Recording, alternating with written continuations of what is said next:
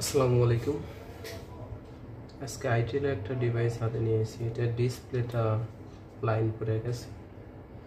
এটা মডেল হইতেছে CT100, itel CT100 C671L।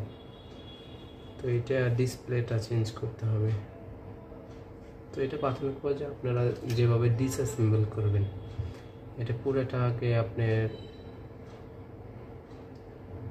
Hot প্লেটের মাধ্যমে হিট করে ব্যাটারি কভারটা খুলবেন। ব্যাটারি কভারটা আমি আগেই খুলে ফেলাইছি। ব্যাটারি কভারটা খোলার পরে আপনারা একটু দেখবেন যে এটা খুলে কেমনে, কারণ অনেকে আছে নতুন, যারা দেখলেও বুঝতে পারবেন না কোন জায়গায় থেকে খুলতে হবে। ডিসপ্লে খুলতে যে ডিসপ্লে নষ্ট করে ফেলাবেন এরকম সম্ভাবনা থাকে। তো সেক্ষেত্রে আপনি নাটগুলো সব খুলে ফেলাবেন। এরপরে সবগুলো নাট খোলা শেষ হলে সেক্ষেত্রে আপনি এরকমভাবে চেষ্টা করবেন।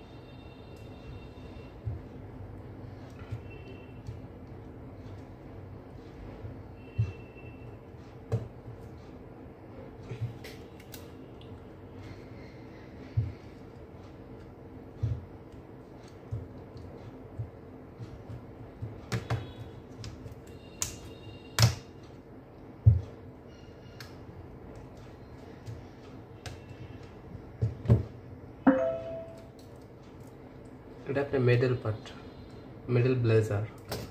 তো এটা আপ হাউজিং আছে, কিন্তু আপ হাউজিংটা উপরে সাইডটা ন্যারো একদম, যার কারণে শুধু ডিসপ্লেটা অ্যাসেম্বল হয়, কিন্তু সাইড দিয়ে কোনো আপ হাউজিং থাকে না, যার কারণে খোলাটা অনেকটাই কষ্টকর বিষয়।